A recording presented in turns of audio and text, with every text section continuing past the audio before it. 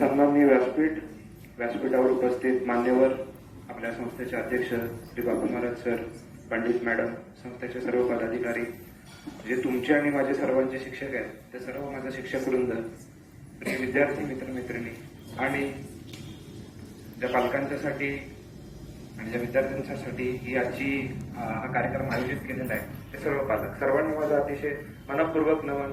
मित्रमंडळींना माझा खूप चांगला एक हाय फाय. आणि हे म्हणजे खरंच सांगायचं तर नूतन मराठी शाळेमध्ये याच्यापूर्वी सुद्धा एकदा गॅदरिंग करिता मला चीफ गेस्ट म्हणून बोलवलेलं होतं आणि मॅडम बऱ्याच ठिकाणी बऱ्याच संस्थांच्या मार्फत बऱ्याच कार्यक्रमांना मी जात असतो, तिथं व्याख्यानासाठी उपस्थित राहत असतो. पण इथं आल्यानंतर जी आपलेपणाची भावना आहे, आपल्या माणसांच्याकडून जे प्रेम मिळतं ते प्रेम अन्य कुठंच मिळत नाही. इथं गेल्यानंतर खरंच भारावून गेल्यासारखं वाटतं. जे आपण ज्याला ओव्हरवेल्मिंग म्हणतो की काय बोलायचं सुचत नाही किंवा काय बोलावं, शब्द जिथं तिथे पडतात, अशा प्रकारची जी भावना असते ती नेहमीच मला या शाळेमध्ये मिळत आलेली आहे. आणि त्यासाठी मी सदैव आपल्या शाळेचा, या सगळ्या संस्थेचा आणि या शिक्षक वृंदाचा ऋणी आहे. इतकं प्रेम आई वडिलांच्या नंतर इतकं प्रेम खरंच कधी कुणावर केलं नसेल आणि कधी कुणाला मिळणार सुद्धा नाही. ते प्रेम फक्त आपल्याला ही शाळा देत असते. मित्रांनो, प्रस्तुत विषयाच्या जाणीवेला सुरुवात करण्यापूर्वी सर्वप्रथम तुम्हाला एक गोष्ट सांगू इच्छितो. गोष्ट तशी आपण सर्वांनी ऐकलेलीच असते. लाकूड तोडायची गोष्ट जशी होती तशीच ही गोष्ट आहे. एकदा काय होतं, एका माणसाच्या हातामध्ये एक सुटकेस असते. ती सुटकेस घेऊन तो एका वाटेनं चालत असतो आणि त्या वाटेनं जाता जाता अचानकपणे त्याचा तोल जातो आणि तो विहिरीमध्ये पडतो. विहिरीमधून कसा बसा झाडाच्या पारंब्या वगैरे आलेल्या असतात आणि त्या पारंब्याच्या मदतीनं तो वरती येतो आणि वरती येऊन मग रडत बसतो. देवाचा धावा करायला लागतो. अरे देवा, माझी सुटकेस हरवली, अरे देवा, माझी सुटकेस हरवली, आता मी काय करू, आता मी काय करू. आणि अशा परिस्थितीत तिथून वरती एक गंधर्व चाललेला असतो. त्या गंधर्वाला त्याची दया येते. त्या गंधर्वाला दया येते. गंधर्व म्हणतो, आता बिचारा इतका रडतोय, याचं काहीतरी महत्वाचं त्या सुटकेसमध्ये असेल, आपण जाऊ आणि त्याची मदत करूया. मग गंधर्व तिथं अवतीर्ण होतो. त्या लाकूड तोडाच्या वेळेला जसा तिथं देव येतो तसा तो गंधर्व तिथं जातो आणि त्या माणसाला विचारतो, अरे काय झालं, तू का रडतोय. तेव्हा तो माणूस म्हणतो की माझी एक महत्वाची सुटकेस या पाण्यामध्ये पडलेली आहे, विहिरीमध्ये पडलेली आहे. कसा बसा मी सुटून वरती आलो, पण मला काही सुटकेस वरती घेऊन येता आलं नाही. मला ती सुटकेस तेवढी आणून द्या. मग तो गंधर्व म्हणतो, याची जरा आता आपण परीक्षा घेऊया. मग गंधर्व म्हणतो, 2 मिनिटात तुला तुझी सुटकेस आणून देतो. गंधर्व त्या पाण्यामध्ये डुबकी मारतो आणि एक चांदीची सुटकेस घेऊन येतो आणि म्हणतो, ही काय रे तुझी सुटकेस. तो माणूस म्हणतो, नाही, ही माझी सुटकेस नाही. थांब म्हणतो, परत एकदा जाऊन येतो. पुन्हा तो पाण्यामध्ये उडी मारतो आणि दुसरी एक सुटकेस घेऊन येतो. ती सोन्याची सुटकेस असते. मग ती सुटकेसाला देतो आणि विचारतो, ही काय रे तुझी सुटकेस. तो माणूस म्हणतो, नाही, ही सुद्धा माझी सुटकेस नाही. मग तो गंधर्व पुन्हा एकदा पाण्यात उडी मारतो आणि मग त्याची जी खरी सुटकेस असते ती सुटकेस घेऊन वरती येतो आणि ती सुटकेस त्याला देऊन विचारतो, ही काय रे तुझी सुटकेस. तेव्हा तो माणूस म्हणतो, हा देवा, हीच माझी सुटकेस आहे, कृपा करून ती मला द्यावी. देव आनंदी होतो, देव खुश होतो आणि देव काय करतो, ती सोन्याची, चांदीची आणि त्याची सुटकेस, तिन्ही सुटकेसाला देतो. म्हणतो, हे कलियुग आहे. म्हणतो, याच्यापूर्वी सतयुगामध्ये मला असा एक माणूस भेटला होता, पण त्यानंतर असा काही मला माणूस कधी भेटला नाही. तू इतक्या प्रामाणिकपणे फक्त तुझीच सुटकेस घेतलीस, तर याचं रहस्य ते काय, मला जाणून घ्यायचं, याचं रहस्य काय. तेव्हा त्या माणसाने दिलेलं उत्तर अतिशय मार्मिक होतं. माणूस म्हणतो, देवा, प्रामाणिकपणा वगैरे काय नाही, तर ह्या सुटकेसमध्ये मला एक शिक्षण संस्था स्थापन करण्याचा परवाना मिळालेला आहे. तुम्ही दिलेल्या चांदीच्या सुटकेसवर मी 7 वर्ष बसून खाईन, तुम्ही दिलेल्या सोन्याच्या सुटकेसवर मी 70 वर्ष बसून खाईन, पण ही जी माझी शिक्षण संस्था स्थापन करायची सुटकेस आहे, याच्यावर माझ्या 7 पिढ्या बसून खातील. इतकी महत्वाची सुटकेस मला आहे, ती मी कशी सोडू.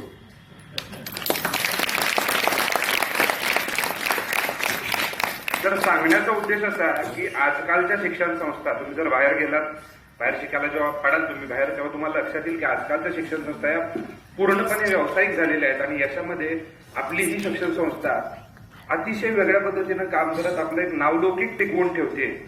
बाहेरच्या शिक्षण संस्थांमध्ये तुम्हाला लघु कोण शिकवतील, विशाल कोण शिकवतील, काटकोण शिकवतील, पण जगण्यासाठी लागणारा दृष्टिकोन मात्र याच संस्थेत तुम्हाला शिकवला जाईल.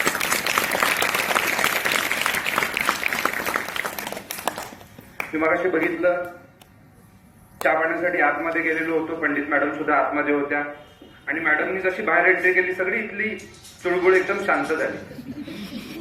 सगळी मुलं एकदम शांत झाली. मला माझ्या लहानपणीचे दिवस आठवले. मॅडमांचा दरारा त्यावेळी सुद्धा तसाच होता, आम्ही सुद्धा तेव्हा तसाच मॅडमना घाबरत होतो आणि त्या भीतीमध्ये एक आदर होता आणि त्याच आदरामुळे आज आम्ही इथपर्यंत पोहोचू शकलो. बऱ्याच वेळेला असं होतं की आमचं कंपॅरिझन जे होतं ते इंग्लिश मुलांच्या इंग्लिश मिडियम मधून शिकलेल्या मुलांच्या बरोबर व्हायला लागतं. म्हणजे 10वी झाल्यानंतर जेव्हा आम्ही 11वीला पहिल्यांदा पाऊल टाकलं तेव्हा 11वीला आम्ही सायन्स विषय घेतलेला होता आणि सायन्स विषयाच्या माध्यमातून शिकत असताना सगळा जो तुमचा सिलेबस होता तो इंग्लिश मधून यायला लागतो. त्यावेळेला काही सेमी इंग्लिश वगैरे एवढं फॅट नव्हतं. आम्ही आपलं मराठी मीडियम मधून गेलेलो होतो.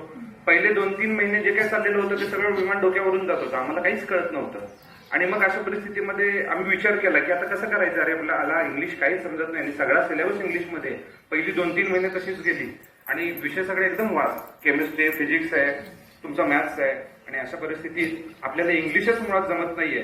मग काय करायचं. मग आम्ही त्यावेळेला चेतन भगतची पुस्तकं खूप फेमस असायची.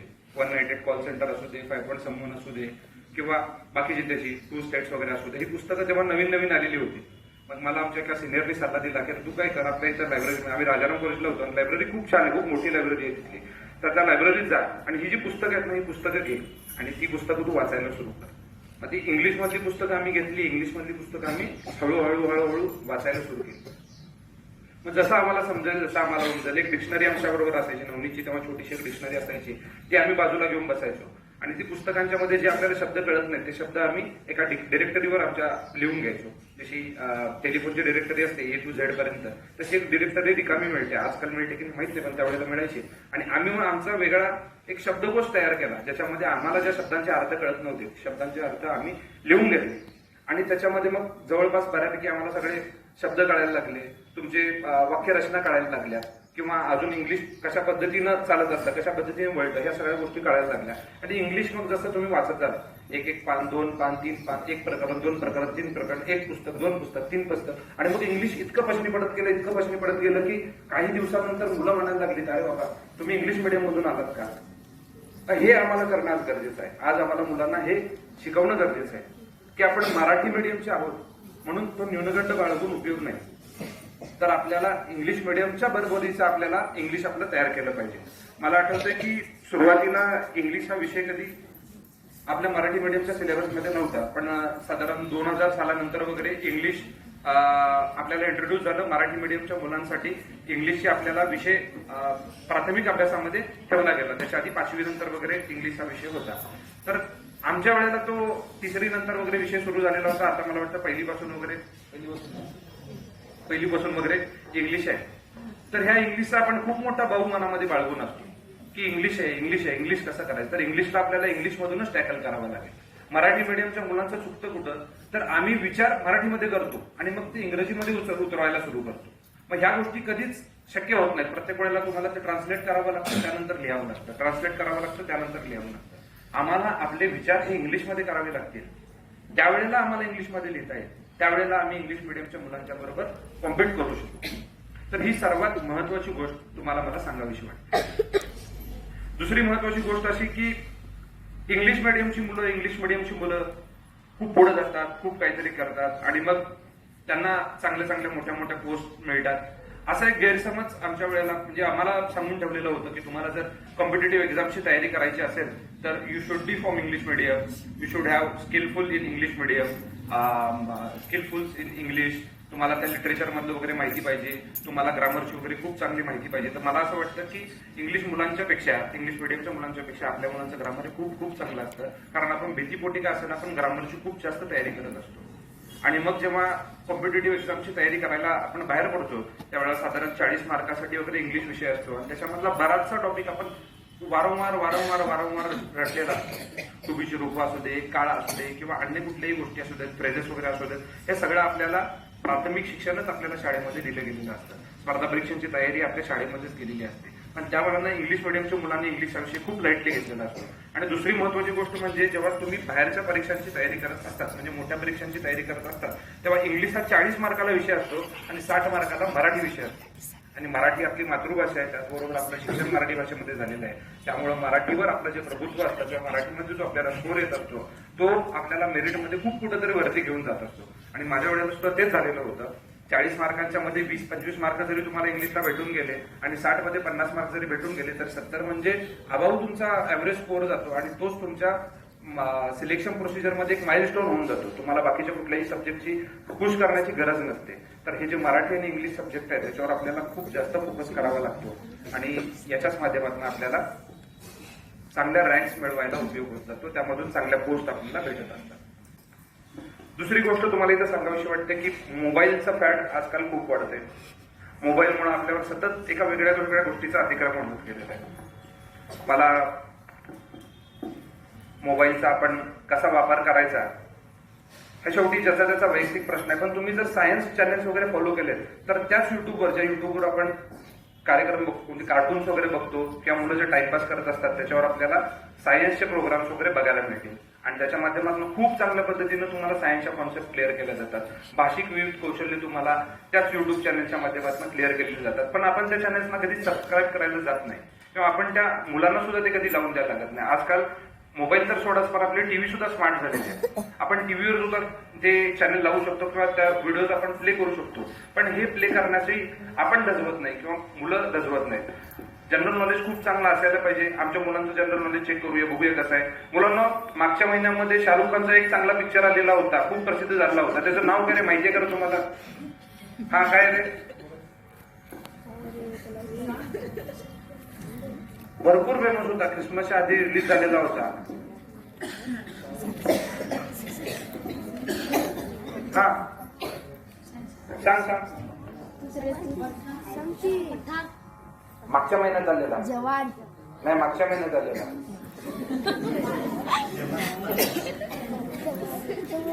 रणबीर कपूरचा एक पिक्चर मागच्या महिन्यात आलेला होता. हा मागच्या महिन्यात अजून एक महत्वाची गोष्ट झाली होती. एका मराठी साहित्यिकाला साहित्य अकादमीचा पुरस्कार मिळाला होता. त्या साहित्यिकाचं नाव काय रे? एका मराठी पुस्तकाला साहित्य अकादमीचा पुरस्कार मिळालेला होता. त्या साहित्य अकादमीचा पुरस्कार मिळालेल्या लेखकाचं नाव काय? तो लेखक कोल्हापूरचा होता. त्याच्या पुस्तकाचं नाव काय? हेच आपल्याला बदलायचं. आपल्याला पठाण माहिती आहे, आपल्याला जवान माहिती आहे, पण साहित्य अकादमीचा पुरस्कार मिळालेला कृष्णात खोतकोटाला माहित नाही. त्याचं पुस्तक रिंगण आम्ही कुणी वाचलेलं नाहीये. मुलांचं सोडा, मुलात वाटतं पालकांना सुद्धा कदाचित माहिती नसेल.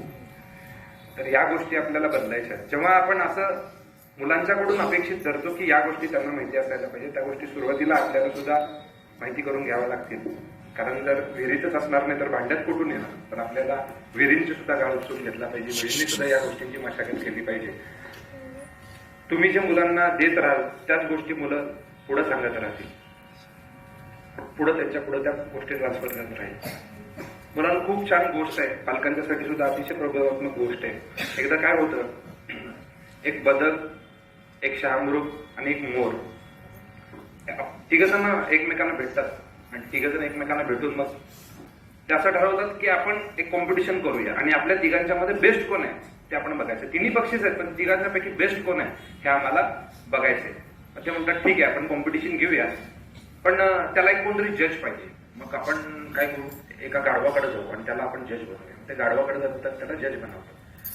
गाढव म्हणतो ठीक आहे मी तुमची कॉम्पिटिशन कंडक्ट करतो, म्हणतो तुमची कॉम्पिटिशन घेतो, मी तुम्हाला एक टास्क देणार, तुम्हाला प्रत्येकाला एक काम सांगणार, ते काम त्यांना करायचं, मग बघूया आपण कोण तुमच्यामध्ये श्रेष्ठ आहे. गाढव पहिल्यांदा बदकाला सांगतं की बदका तू एक काम कर, तू जितक्या उंच उडता येईल ना तितक्या उंच उडून दाखव. बदकाला काय उडायला जमत नाही, जाऊ दे म्हणतो बदक फेल झाला. मग त्यानंतर शामृगाला सांगतो की शामृगा तू आता जितक्या उंच उडता येईल तेवढा उंच उडून दाखव. शामृगाला पण उडायला येत नाही. मग मोर येतो, मोराला म्हणतो मोरा आता तू काय कर, तू जितक्या फास्ट पळता येईल तितक्या फास्ट पळून दाखव. मोराला फास्ट पळता येत नाही, मोराचा पिसारा मोठा असतो, मोराला तो तेवढा मोठा पिसारा सांभाळून पळता सुद्धा येत नाही. मग गाढव म्हणतात छे तुम्ही तिघं सुद्धा फेल झाला, तुम्ही तिघं काही कामाचे नाहीयेत. तिघं निराश होतात, म्हणतात अरे असं कसं काय झालं, आणि कोणी पास नाही झालं. इतर आपण तर समजत होतो प्रत्येक जण माझ्या याच्यामध्ये श्रेष्ठ होतो, मग कसं असं झालं. मग त्यावेळेला तिथून एक हत्ती जात असतो, मग हत्ती येतो म्हणतो काय झालं तुम्ही कसली चर्चा करताय.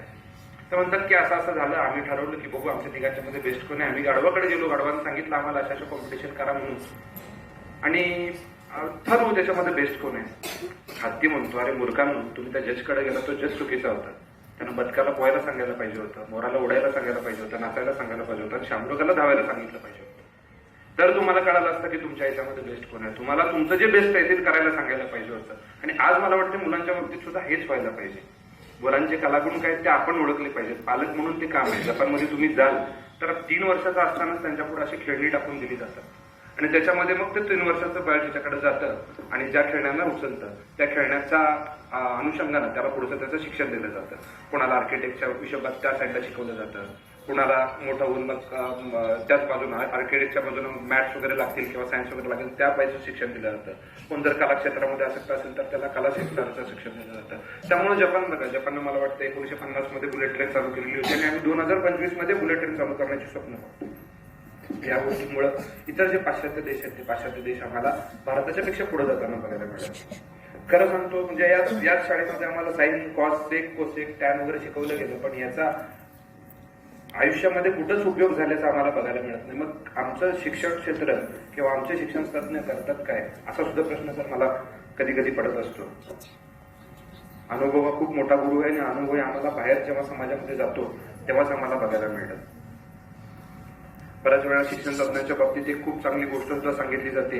एकदा काय होतं, असं डॉक्टरेट झालेले 4-5 लोक एकत्र येतात आणि मग ते एकत्र आले की त्याला असं थिसिस वगैरे काहीतरी किंवा आम्ही विवेचन करतोय, आम्ही अभ्यास करतोय असं काहीतरी ते त्याला नाव देतात. मग ते ठरवतात की आम्ही आता काहीतरी नवीन गोष्टीचा शोध लावू किंवा आम्ही एक वेगळा काहीतरी थिसिस इथं सादर करू. मग ते म्हणतात कशावर सादर करायचा, म्हणजे 4 भिंतींच्या मध्ये बसून तर काय आम्हाला होणार नाही.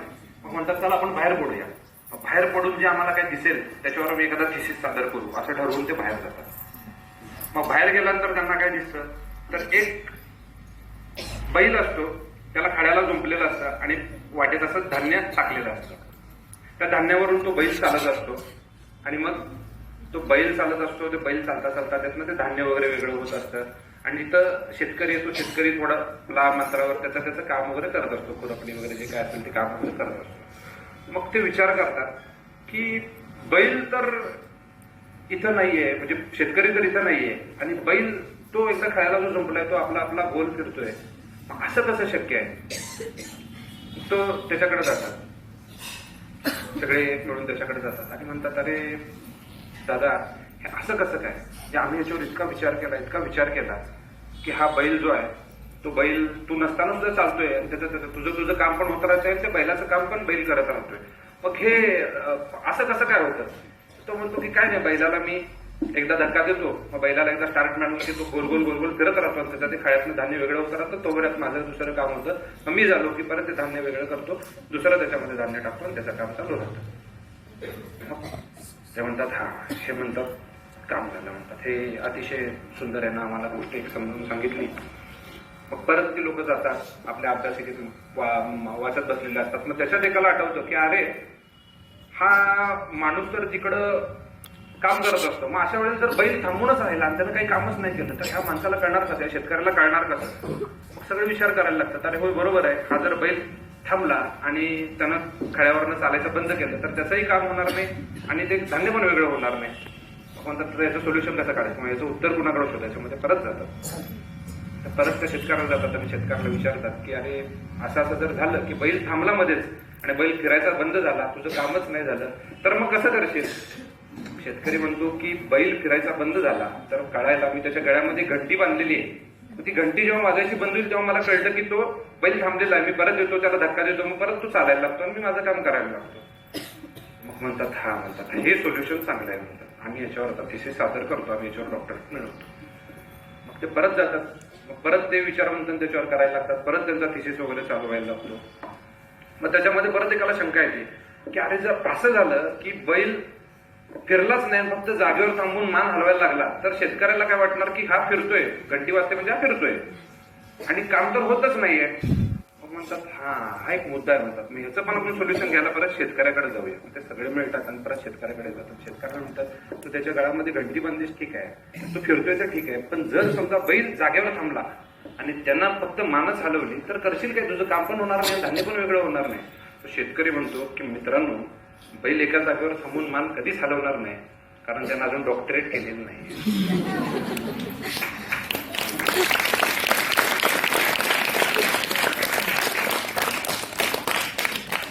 ह्या बेसिक ज्या गोष्टी आहेत, ह्या बेसिक गोष्टी आपल्याला आपल्या आयुष्यामधून शिकता येतात. हे आपलं जे आयुष्य हे आपल्याला खूप छान छान गोष्टी शिकवत असतं. याच्याकडे फक्त डोळसपणानं बघणं आपल्याला अपेक्षित असतं. मला असं वाटतं की आपल्या भारतामध्ये 130 करोडची लोकसंख्या आहे आणि 130 करोड मध्ये पुन्हा देवानं आपल्याला जन्माला घातलेला आहे. तर काहीतरी काम देऊनच आपल्याला जन्माला घातलेला असणार. प्रत्येकाच्या नशिबामध्ये देवानं आपल्याला एक काहीतरी गोष्ट लिहून दिलेली असणार आहे की तू जा आणि तू ही गोष्ट कर, आणि मग ती गोष्ट काय ते आपल्याला शोधलं पाहिजे. सगळ्या मुलांना मला सांगू इच्छितो की स्पर्धा परीक्षेच्या मार्फत एक खूप छान व्यासपीठ आपल्याला बघायला मिळते. स्पर्धा परीक्षेची तयारी करायला कोल्हापूर चढावं लागतं किंवा पुण्याला जाऊन राहावं लागतं. त्यासाठी खूप मोठे मोठे क्लास लावावे लागतात आणि मगच आपल्याला यश मिळतं. अशा पद्धतीचा एक खूप मोठा गैरसमज आज आपल्याला आपल्या आजूबाजूच्या लोकांच्या मार्फत बघायला मिळतो. पण सांगायला मला आनंद वाटतो की मी शेवटपर्यंत कुठलाही क्लास लावलाच नव्हता.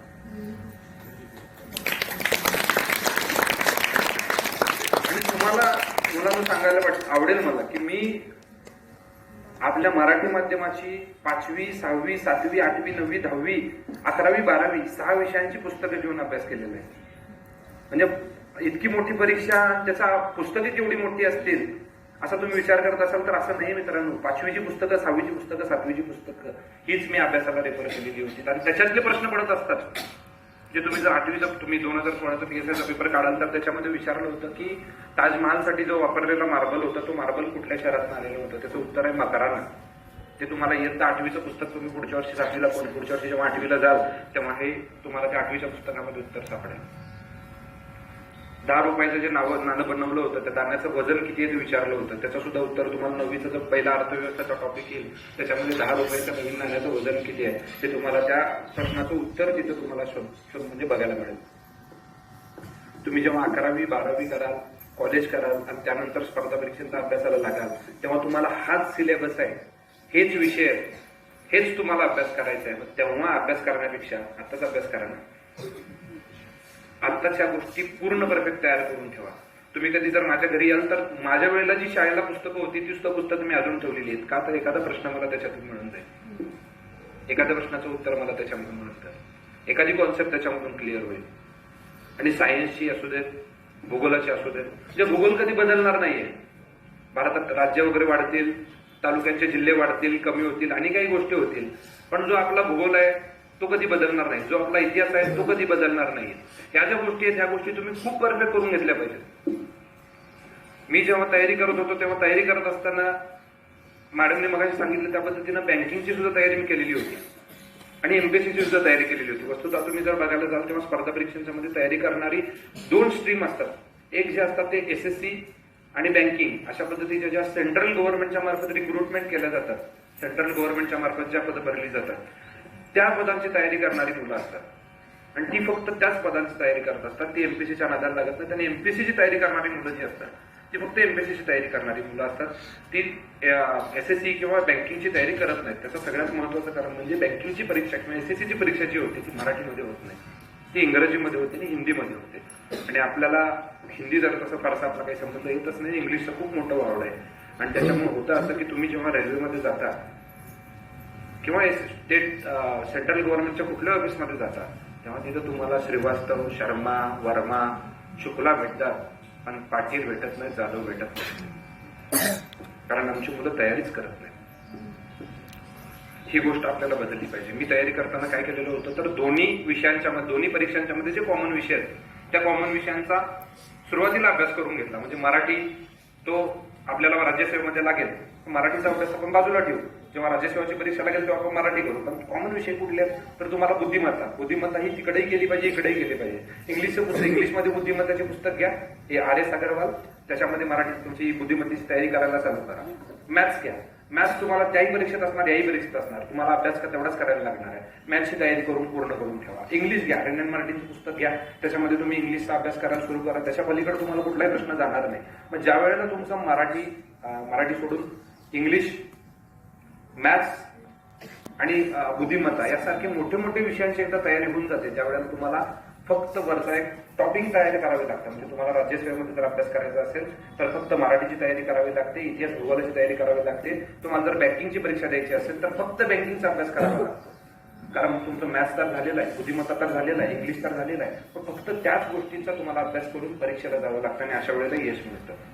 2012 मध्ये मला वाटते माझं डीएड झालं, 13 मध्ये मी ग्रॅज्युएशन केलं आणि 13 नंतर 14चं एकच वर्ष मी तयारी केलेली होती आणि 14च्या एका वर्षाच्या तयारीमध्ये मला बँकेची 3 नोकऱ्या चालून आलेल्या होत्या, राज्यसेवेच्या 2 नोकऱ्या चालून आलेल्या होत्या आणि त्याच्यामध्ये मी इथं जेलर म्हणून लागलेलो होतो. मला असं वाटतं की 22व्या वर्षी मी जेलर झालो आणि 22व्या वर्षी जेलर झाल्यानंतर एक तो माइलस्टोन, एक रेकॉर्ड तो तयार झालेला होता की वयाच्या 22व्या वर्षी आम्ही जेलरची पदवी किंवा जेलरची पोस्ट काढली. तो जो 22व्या वर्षीचा रेकॉर्ड आहे तो नूतन मराठी शाळेच्याच एका विद्यार्थ्यानं मोडावा आणि 21व्या वर्षी कोणतरी जेलर होऊन दाखवावं, 21व्या वर्षी कोणतरी कलेक्ट होऊन.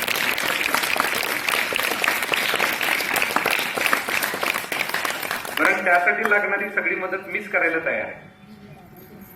म्हणजे जसं सचिनला विराटनं रेकॉर्ड मोडलेला आवडेल तसंच मला सुद्धा माझ्या शाळेच्या विद्यार्थ्यांना माझा रेकॉर्ड मोडलेला आवडेल. आणि यासाठी मित्रांनो आपल्याला आतापासूनच तयारीला लागणं गरजेचं आहे.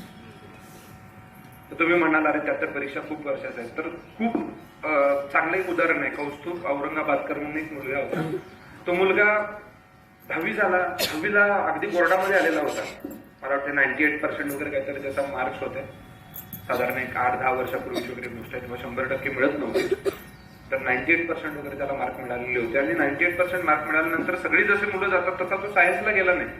तो 11वी 12वी आर्ट्सला गेला आणि आर्ट्सला जाऊन त्यानं हे जे तुम्हाला बेसिक विषय सांगितले, मराठी, भूगोल, इतिहास, अर्थशास्त्र, राज्यशास्त्र हे विषय ठेवले, या विषयाची तयारी करून गेली. परंतु FYSY ला पुण्यामध्ये आला. पुण्यामध्ये नॉमिनल एका कॉलेजला ऍडमिशन करून घेतलं. कॉलेजला तो ऍडमिशन फक्त टाकून ठेवायचा आणि एका अभ्यासिकेमध्ये जाऊन दिवसभर तो अभ्यास करत असायचा. ते त्यानं 3 वर्ष सतत अभ्यास केला, फक्त अभ्यास, फक्त अभ्यास, फक्त अभ्यास. त्यानं परत त्याचं जॉग्राफी चांगलं करून घेतलं, परत इतिहास चांगलं करून घेतलं. राज्यशास्त्रामध्ये त्यानं अगदी मास्टरी मिळवली, राज्यशास्त्र विषय त्याचा स्पेशलायझेशनला होता. आणि जेव्हा वयाच्या 21व्या वर्षी त्यानं UPSCचं फर्स्ट अटेम्प्ट दिला. म्हणजे जसं महाराष्ट्रामध्ये MPSC होते, महाराष्ट्र पब्लिक सर्व्हिस कमिशन, तसं भारतामध्ये UPSC होत असते. ते UPSCच्या माध्यमातून जी मुलं निवडली जातात ती पूर्ण देश चालवत असतात. स्टील फ्रेम असं म्हणतात. ती स्टील फ्रेम कधीच कोणी ब्रेक नाही करू शकत. किती मोठा नेता असू दे त्याला ते स्टील फ्रेमला, त्या ब्युरोक्रेसीला धरूनच काम करावं लागतं. आणि त्याच्यामध्ये ती जी एक्झाम आहे ती फ्रेंच सिव्हिल सर्व्हिसच्या एक्झाम नंतर सेकंड टफेस्ट एक्झाम, जे जगातली सेकंड टफेस्ट एक्झाम ज्याला म्हटलं जातं ती म्हणजे UPSC आमची. तर त्या UPSC मध्ये वयाच्या 21व्या वर्षी 10वा नंबर येऊन, महाराष्ट्रात पहिला येऊन कलेक्टर म्हणून तो जॉईन झाला. कौस्तुभ औरंगाबादकर असं त्याचं नाव होतं. तर त्या मुलानं हेच केलेलं होतं. एक एम सुरुवातीपासून पकडलेला होता. आज तुम्ही जर बिहारला जाल, आज तुम्ही जर UP ला जाल, तर तुमच्या वयाची मुलं, 6वी-7वीची मुलं त्यांना विचाराल काय करणार आहे तुम्ही भविष्यात, ते म्हणतात आम्ही IAS होणार आहे, कोण म्हणतात आम्ही IPS होणार आहे. मुली तर किती तिकडचं IPS झाले. पण आमच्याकडच्या मुलांना तुम्ही विचाराल काय रे तुम्ही काय करणार, काय नाही पुढच्या महिन्यामध्ये ज्योतिबाचे खेट आहे, मग काय अंबाबाईचा रथोत्सव आहे, त्यानंतर फुटबॉलच्या मॅच आहेत. या सर्व गोष्टी केल्या पाहिजेत, निश्चितच केल्या पाहिजेत. मला आठवतंय मगाशी मॅडम पण सांगत होत्या, तर मी माझ्या शाळेमध्ये असताना पहिल्या बेंचवर बसणारा, गृहपाठ वेळेत पूर्ण करणारा, सगळ्या शिक्षकांच्या सगळ्या गोष्टी ऐकणारा असा कधीच नव्हतो. मी खूप दंगा करायचो, खूप मजा करायचो. अभ्यास करायचो पण वेळच नसायचा. कधीच अभ्यास मी वेळेत वगैरे करत नव्हतो. गृहपाठ वगैरे उशिरा असायचे. खूप मार्क खाल्लेले आहेत, मॅडम तर खूप मार्क खाल्लेले. तर ह्या ज्या गोष्टी आहेत ह्या गोष्टी आपल्याला केल्या पाहिजेत, एका लिमिट पर्यंत केल्या पाहिजेत. पण आपल्याला जायचंय कुठे हे तुम्ही एकदा ठरवून घ्या. मला प्रशासकीय सेवेमध्ये जायचंय तर मला प्रशासकीय सेवेतच जायचंय. मी डीएड करून घेतलं, त्यानंतर BA मध्ये फक्त प्लेन ग्रॅज्युएशन केलेलं होतं, स्पेशल इंग्लिश म्हणून एक प्लेन ग्रॅज्युएशन केलं होतं. कारण मला स्वतःवर विश्वास होता, मी जर वाघाच्या शिकारीची तयारी करतोय तर मला ससा तरी कुठं तर भेटूनच जाईल. तर आज तुम्हाला तयारी वाघाच्या शिकारीची करायची आहे, म्हणजे तुम्हाला भविष्यात कुठेतरी ससा भेटेल. आणि असा कोणतरी एखादा लकी असेल जो खूप सातत्यानं तयारी करेल, त्याला वाघाची सुद्धा शिकार भेटल्याशिवाय राहणार नाही. मित्रांनो, एखाद्या दगडावर जेव्हा थेंब थेंब थेंब थेंब थेंब थेंब पाणी पडत राहतं, तेव्हा तो दगड, तो पाषाण किती मोठा असला तरी एक ना एक दिवस त्याला भंग पडतच असतो. तर आपल्याला तो पाण्याचा थेंब होऊन सातत्य ठेवायचं आहे. सतत त्या दगडावर आपटत राहायचंय, सतत त्या दगडावर आपटत राहायचंय. आणि मग जे तुम्हाला यश मिळेल ते तुम्हाला यश याच शाळेमध्ये, याच टेबलवर, याच खुर्चीवर सर आणि मॅडमच्या बाजूला घेऊन येईल, ही मी तुम्हाला शाश्वती देतो.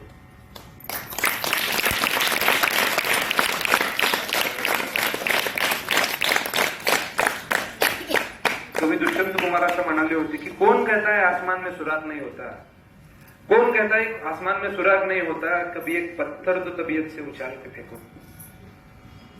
कधी प्रयत्न केलाय खूप ताकदीनं एखादा दगड आहे ना, तो दगड कधीतरी तुम्ही आकाशामध्ये फेकून बघा, त्या ढगाला सुद्धा कधीतरी वेगळं व्हायला लागेल, त्या ढगाला सुद्धा पंख व्हायला लागेल. फक्त आपल्याला प्रयत्नांची कमी पडत असते, ते प्रयत्न आपल्याला अंगी बांधवायला लागतील. कवी दुष्यंत कुमारच असे म्हणाले होते. कवी दुष्यंत कुमारच असं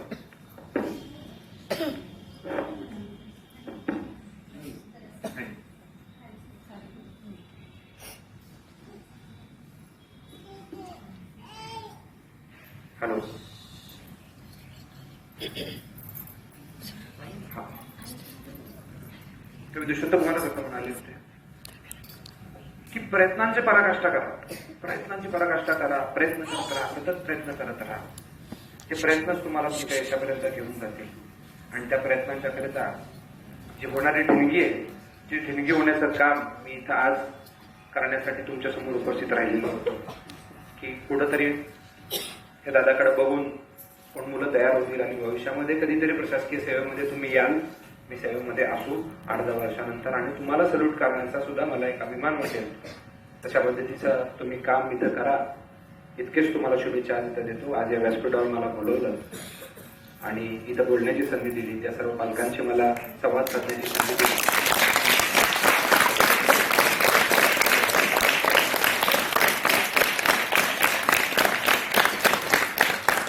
यासाठी आपल्या सर्वांचा मी खूप खूप ऋणी आहे. वेळोवेळी जेव्हा मॅडम सर बोलवतील, आमचे सगळे शिक्षक वृंद बोलवतील, त्यावेळेला मी आमच्या शाळेसाठी नेहमी उपलब्ध असेल. माझ्या ड्युटीमुळे इतकं मला शक्य होणार नाही, पण तुमच्या आजूबाजूला जेव्हा असेल तेव्हा मी सतत येत राहील.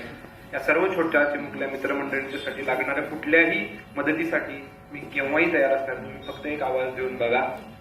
आणि इतकंच मी इथं बोलतो, हेच आश्वासन मी तुम्हाला देतो. सर्व पालक मंडळींना खूप खूप शुभेच्छा देतो आणि थांबतो. धन्यवाद.